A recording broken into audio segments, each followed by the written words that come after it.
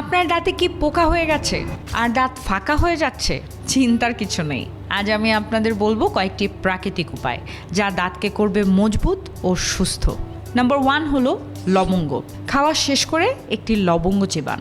লবঙ্গের মধ্যে এমন উপাদান আছে যা ক্যাভিটি ও দাঁতের ব্যাকটেরিয়া দূর করে, দাঁতের ব্যথা ও ঠান্ডা গরম সংবেদন থেকেও মুক্তি দেয়। নাম্বার 2 হলো পেয়ারার পাতা। শুনতে অবাক লাগলেও পেয়ারার পাতায় আছে শক্তিশালী অ্যান্টিব্যাকটেরিয়াল গুণ। খাওয়ার পর 1-2টি পাতা চেবালে দাঁত ও মাড়িকে সংক্রমণ থেকে রক্ষা করবে এবং দাঁত করবে আরও শক্ত এবং মজবুত। নাম্বার 3 হলো নিমের দাঁতন। নিমের দাঁতন দিয়ে ব্রাশ করা হলে ব্যাকটেরিয়া ও প্লাগ নিয়ন্ত্রণ রাখার এক পুরনো ও পরীক্ষিত পদ্ধতি।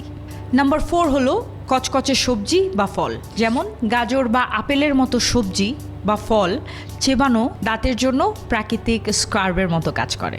এগুলো প্লাগ ও খাবারের বাকি